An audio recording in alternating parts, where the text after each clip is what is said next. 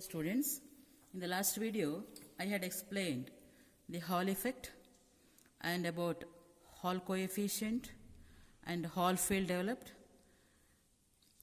and we discussed the mobility and we derived the expressions for RH, VH and mobility of the charge carriers, etc. Today let us discuss the experiment to determine the Hall coefficient. In the experiment, a rectangular slab of thickness D and breadth B is taken. It is connected to the source of EMF E, an external source EMF E is connected to the sides, these two faces of the slab. A magnetic field of strength B is applied along Z direction using an electromagnet. Now the current flowing in X direction, field is acting along Z direction, so Hall voltage is developed across these two faces, the upper and lower faces of the slab.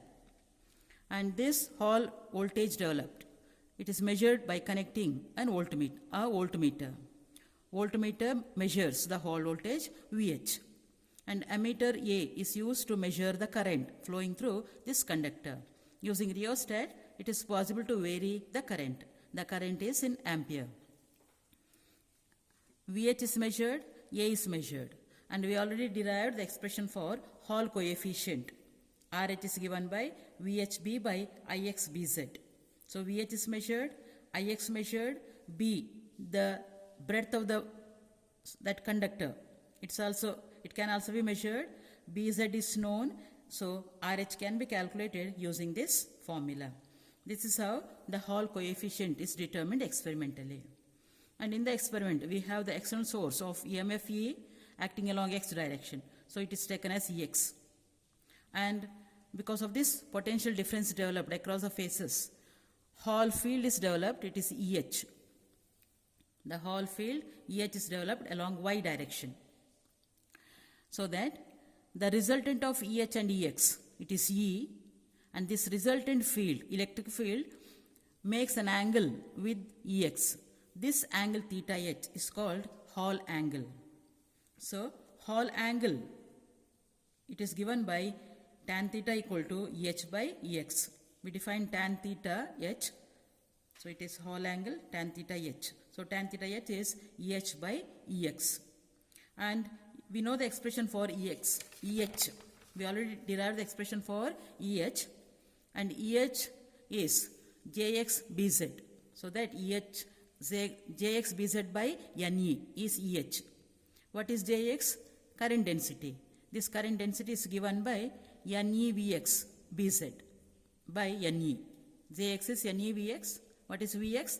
Drift velocity of the charge carriers. So that we get EH as VX BZ.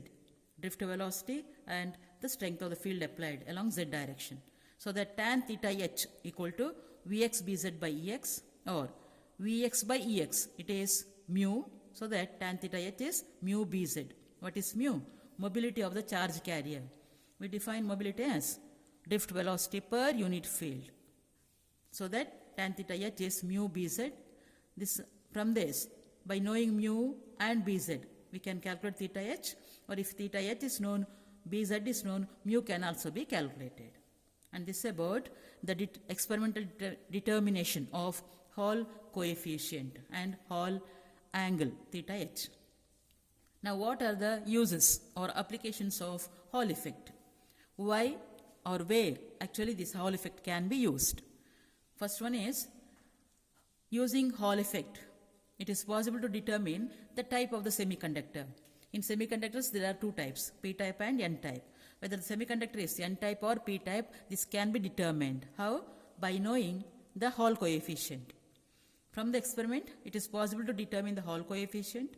If Hall coefficient comes out to be positive, the semiconductor is P-type. Hall coefficient, if you get it negative, the semiconductor is N-type.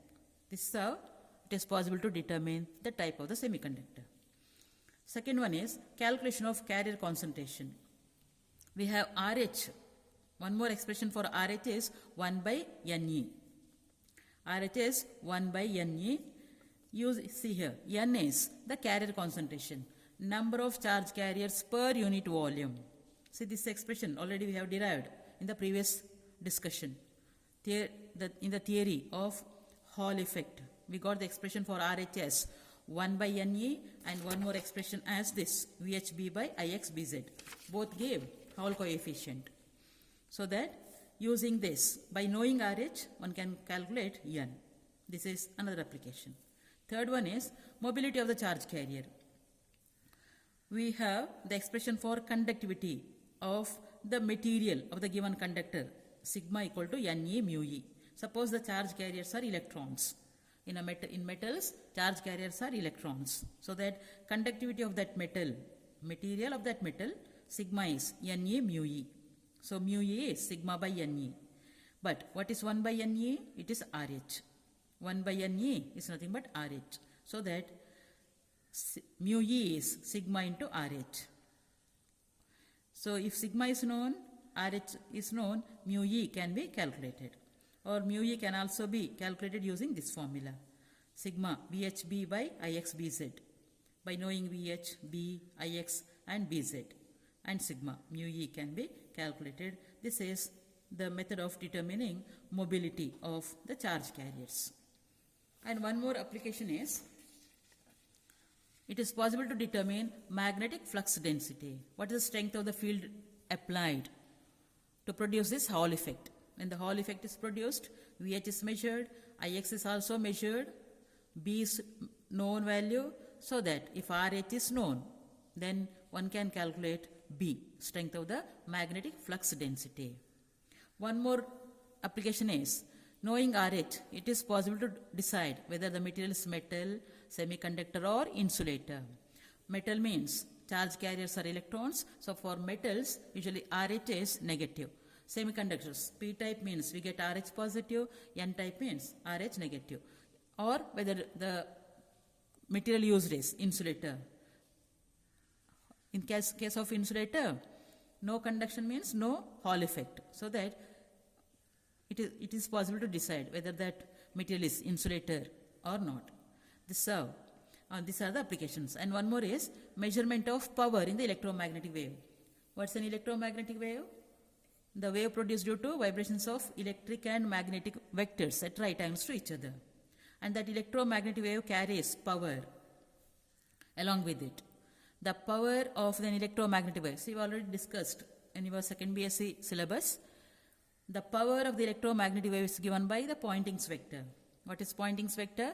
E vector cross H vector.